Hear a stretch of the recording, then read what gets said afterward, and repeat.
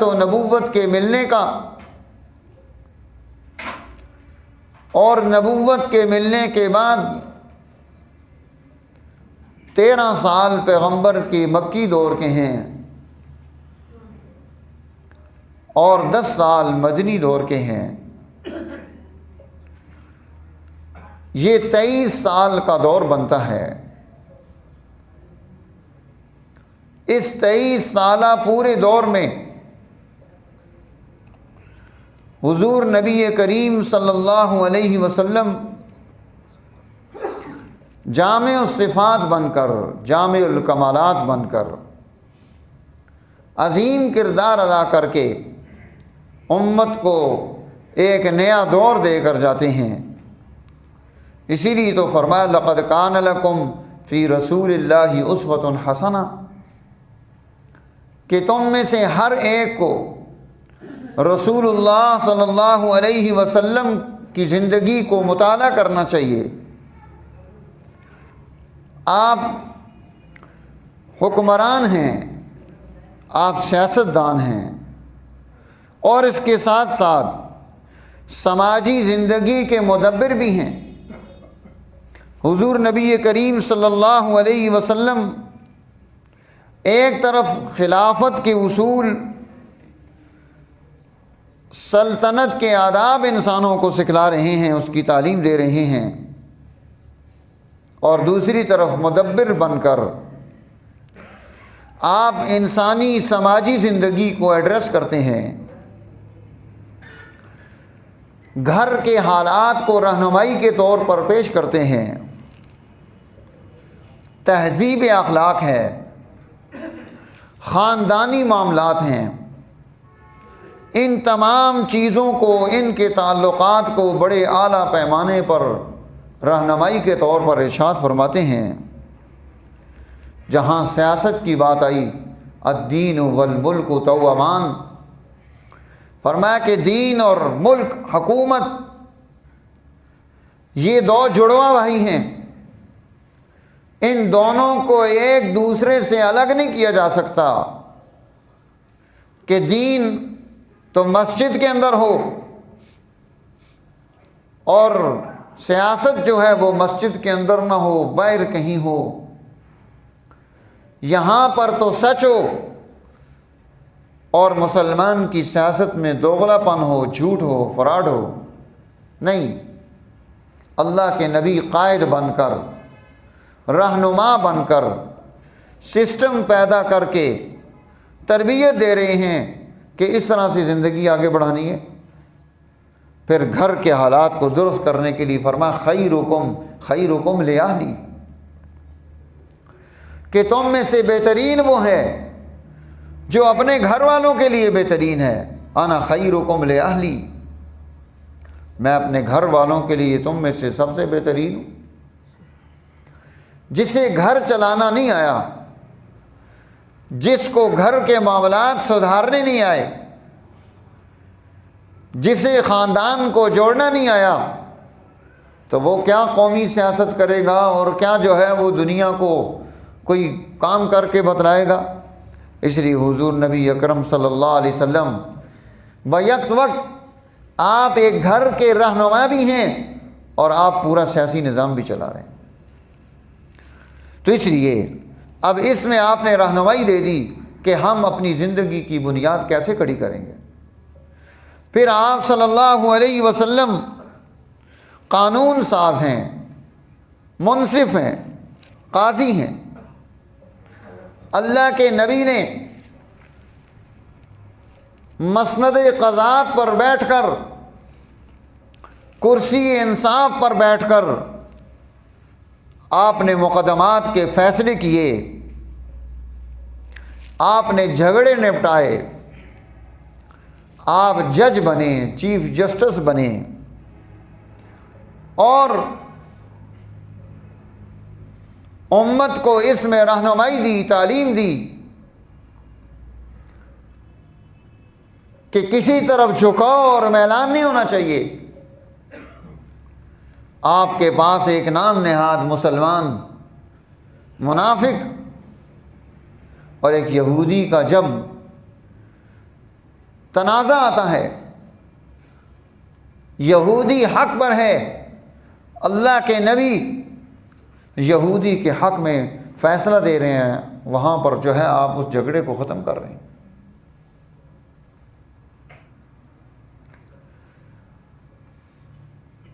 قرآن حکیم نے اللہ کے نبی کے اس فیصلے کو تسلیم نہ کرنے کی صورت میں تنبیہاً یہ بات ارشاد فرمائی تھی، فلا وربک لا یؤمنون، مجھے آپ کا رب ہونے کی قسم ہے وہ مومن ہی نہیں۔ کون مومن نہیں؟ حتی یحکموک فیما شجر بینہم، اپنے معاملات میں، جھگڑوں میں آپ کو منصف نہ مانے، آپ کو جج تسلیم نہ کرے۔ تو اس لیے رسول اللہ صلی اللہ علیہ وسلم کی زندگی کے ہزاروں واقعات اس پر موجود ہیں بطور رہنمائی کے کہ آپ بہترین منصف بن کر، جج بن کر کردار ادا کر رہے ہیں، اور دوسری طرف پیغمبر قانون سازی کرتے ہیں، اور قانون سازی کر کے وہاں پر موجود جتنے بھی واقعات پیش آ رہے ہیں ان پر آپ فتویٰ جاری فرما رہے ہیں، لوگوں کو قانون کا ماہر بنا رہے ہیں۔ حضور نبی کریم صلی اللہ علیہ وسلم کے دور میں فاطمہ مخزومی ایک عورت نے چوری کر لی، اس کی چوری ثابت ہو گئی،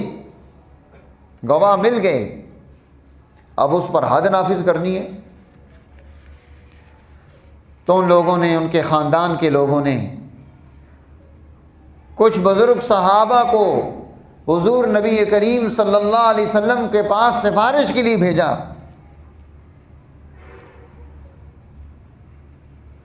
جب انہوں نے آ کر گفتگو کی، اللہ کے نبی کا چہرہ غصے سے سرخ ہو گیا، اور پھر آپ نے فرمایا کہ کیا تو اللہ کی حدود میں دخل اندازی کرنا چاہتا ہے؟ اللہ کی حدود کو قائم کرنے سے روکنا چاہتا ہے؟ پھر آپ نے فرمایا واللہ، اللہ کی قسم، یہ تو فاطمہ مخزومی ہے، لو کانت فاطمہ بنت محمد، اگر محمد الرسول اللہ صلی اللہ علیہ وسلم کی بیٹی فاطمہ یہ کردار ادا کر کے آتی تو میں اس پر بھی حد نافذ کرتا۔ انصاف تبھی ہو سکتا ہے جب انصاف اپنے سے شروع ہو۔ تقریر کرنا تو انصاف کی بڑی آسان ہے، لیکن اس پر عمل کرنا، خود کو پیش کرنا، اس کے لیے کتنے واقعات ہیں جو اس میں پیش کی جا سکتے ہیں۔ حضور نبی کریم صلی اللہ علیہ وسلم امت کو قانون کا ماہر بنا کر کہ نہیں، کوئی شخصیت قانون سے ماورا نہیں ہوتی، کوئی اعلیٰ نہیں ہوتا، سب قانون سے نیچے ہوتے ہیں، سب کو قانون کی عملداری میں آنا پڑتا ہے۔ حضور نبی کریم صلی اللہ علیہ وسلم ظلم کے خلاف محتسب اور قرآنی علوم کے معلم بن کر آپ امت کے سامنے رہنمائی پیش کرتے ہیں۔ آپ کرسی احتساب پر بیٹھے ہیں، آج بھی احتساب کی بڑی باتیں ہوتی ہیں، ہمارے حکمران بڑے نعرے لگاتے ہیں، احتساب کریں گے، مال لے کر آئیں گے، گھسیٹیں گے، فلاں کریں گے، سب جھوٹی باتیں ہیں۔ اللہ کے نبی کرسی احتساب پر بیٹھے ہیں، حدود و قصاص کا نظام جاری فرما رہے ہیں، جو قانون کو ہاتھ میں لیتا ہے اس کو پکڑ رہے ہیں، جو ظلم و زیادتی کر رہا ہے اس کی ظلم و زیادتی کو روک رہے ہیں، قانون شکنی کرنے والوں کو سزا دے رہے ہیں، اور اس کے ساتھ ساتھ دوسری طرف اللہ کے پیغمبر قرآن حکیم کو خوش اعلانی سے پڑھ رہے ہیں، صحابہ کو فرما رہے ہیں مجھے قرآن پڑھ کے سناؤ، میں تمہاری زبان سے قرآن سننا چاہتا ہوں۔ اور پھر قرآن حکیم کی تعلیم کی عمدہ طریقے پیش کر رہے ہیں، اس کے قواعد تجوید اور مخارج اور صفات کی وضاحتیں فرما رہے ہیں، کہ اس کے الفاظ کو کیسے درست کر کے پڑھنا ہے۔ دونوں کام بیک وقت چل رہے ہیں، ادھر احتساب ہو رہا ہے، ظالم کو سزا دی جا رہی ہے، ادھر قرآن حکیم کی قواعد کی تجوید کی تعلیم بھی ساتھ ہی ساتھ جاری ہے۔ اور اسی طرح تزکیہ قلوب کے مرشد بن کر، علوم و حقائق اور اسرار کائنات کے معلم بن کر آپ دنیا میں کردار ادا کر رہے ہیں، لوگوں کو دعائیں سکھلائیں۔ احادیث کی کتابوں میں یہ پورے باب موجود ہیں کہ اللہ کے نبی صبح کو کیا دعا پڑھتے تھے، شام کو کیا پڑھتے تھے، رات کو کیا پڑھتے تھے، آپ نوافل کتنے پڑھتے، امت کو اس کی ترغیب دی۔ آپ روزے رکھتے ہیں، شب بیداری کر رہے ہیں، تہجد ادا فرما رہے ہیں، روحانیت کو ترقی دیتے چلے جا رہے ہیں، اور اس کام کے ساتھ ساتھ اللہ کا تعارف، اس کی معرفت، اس کی ذات کی حقانیت، اس میں موجود اسرار اور رموز اور ان چیزوں کی کائنات کے جو حقائق ہیں اس پر بھی بحث ہو رہی ہے، اللہ کی ذات کی شان اور عظمت کو بھی بیان کیا جا رہا ہے۔ تو اللہ کے نبی کبھی آپ کیا فرما رہے ہیں، ترغیب و ترہیب کے مبلغ بن کر، جنگی حکمت عملی کے سپاہ سالار اعظم بن کر آپ کردار ادا کر رہے ہیں۔ آپ دیکھیے کہ واعظ و نصیحت ہو رہا ہے، اللہ کے نبی واعظ و نصیحت فرما رہے ہیں۔ صحابہ کہتے ہیں آپ نے خطاب فرمایا، اس خطاب میں اتنی تاثیر تھی، آنکھیں بہہ پڑی، دل ڈر گئے، اللہ کی محبت پیدا ہو گئی۔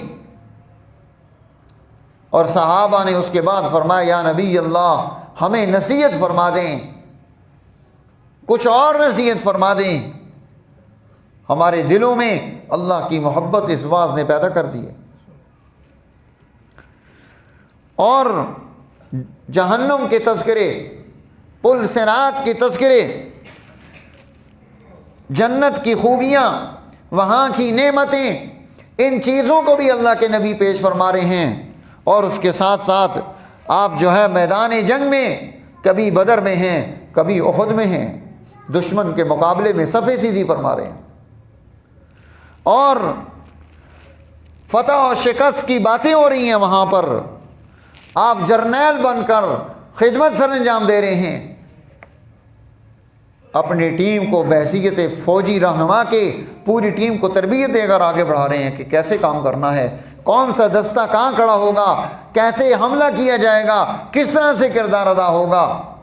رہنمائی موجود ہے۔ کیوں کہ اللہ کے نبی جامع الصفات بن کر آئے۔ اور اسی طرح آپ نے ایک طرف آپ ماہر اقتصادیات ہیں اور حق پرستی کے داعی اعظم بھی ہیں کہ تجارت کیسے چلے گی، معیشت کو کیسے ترقی دینا ہے، سود کے بغیر نظام کیسے چلانا ہے، سود کے اس نظام کو توڑنا کیسے ہے، اور تجارت کو کیسے آگے بڑھانا ہے، صنعت کو کیسے آگے بڑھانا ہے، اس کے لیے پورا میکانزم اللہ کے نبی دے رہے ہیں، رہنمائی ارشاد فرما رہے ہیں کہ تم اپنی اقتصادیات اور معیشت کو اس طرح سے درست کرو گے۔ پریکٹیکلی معاشی نظام پیدا کر کے دیا، مدینہ الرسول صلی اللہ علیہ وسلم میں وہاں رہنمائی کے طور پر چیزوں کو پیش کر کے دیا، اور اس کے ساتھ ساتھ حق پرستی کے داعی اعظم بن کر آپ بین الاقوامی دنیا میں کیسر کو خط لکھا جا رہا ہے، کسرا کو خط لکھا جا رہا ہے، حبشہ کو، نجاشی کو خط لکھا جا رہا ہے، ان بڑے بڑے جتنے بھی اس دور کے سلاطین تھے، بادشاہ اور امراء تھے، گورنر تھے، ان کی طرف اللہ کے نبی کے خطوط جا رہے ہیں۔ تو آپ بین الاقوامی دعوت کو بھی ساتھ قائم کیے ہوئے ہیں۔ تو گویا آپ زندگی کا کوئی بھی دائرہ دیکھیں گے، اس دائرے میں آپ کو اللہ کے نبی کی محنت، آپ کا عمل، آپ کا کردار بڑے واضح طور پر نظر آئے گا۔ اسی لیے فرمایا لقد کان لکم فی رسول اللہ اسوۃ حسنہ، تم اللہ کے نبی کے اسوے پر اپنی زندگی کو پرکھو، وہاں سے تمہیں ہر طرح کی رہنمائی ملے گی۔ پھر رشد و ارشاد، اللہ کے نبی مرشد کامل بن کر، جسمانی امراض کے معالج بن کر بھی آپ سوسائٹی میں کردار ادا کرتے ہوئے نظر آ رہے ہیں کہ آپ روحانیت کے اعتبار سے امت کا درجہ بلند کرتے چلے جا رہے ہیں۔ انسانوں کے قلوب پاکیزہ ہو جائیں، طاہر و مطہر ہو جائیں، اللہ کے ساتھ ان کا ایک تعلق قلبی پیدا ہو جائے، اس کے لیے آپ اللہ کے نبی اس کے لیے کردار ادا کر رہے ہیں۔ اور اس کے ساتھ ساتھ انسانی سوسائٹی میں جہاں روحانی امراض لگتے ہیں، جسمانی امراض بھی لگ سکتے ہیں، اس میں تشخیص ہو رہی ہے، اس میں بوٹیاں بتائی جا رہی ہیں، اس میں جڑی بوٹیوں کی تعلیم دی جا رہی ہے کہ ان چیزوں سے اس طرح سے آپ نے استفادہ کرنا ہے۔ علاج بالغذا بتایا جا رہا ہے، پرہیز بتلائی جا رہی ہے۔ واقعات احادیث کی کتب میں اس کے اعتبار سے کافی چیزیں موجود ہیں طب نبی صلی اللہ علیہ وسلم میں، کہ حضور نبی کریم صلی اللہ علیہ وسلم کس طرح سے ہر میدان میں امت کو تعلیم دے کر جا رہے ہیں۔ آپ جس میدان کے شاہ سوار بنیں گے، اللہ کے نبی کا اسوہ اس میں موجود ہوگا۔ آپ سوسائٹی میں جو بھی کردار ادا کرنا چاہیں گے، اس کردار کے لیے اللہ کے نبی کا اسوہ موجود ہے، نمونہ موجود ہے۔ شرط یہ ہے کہ ہم اس اسوے اور نمونے کو سمجھیں، اس کو عمل میں لے کر آئیں، اس کو اپنی زندگی میں لائیں، حرز جان بنائیں، تبھی ہم نتائج حاصل کر سکتے ہیں۔ اللہ تعالی ہمیں بہترین اسوے اور نمونے کو عملی زندگی میں لانے کی توفیق نصیب فرمائے۔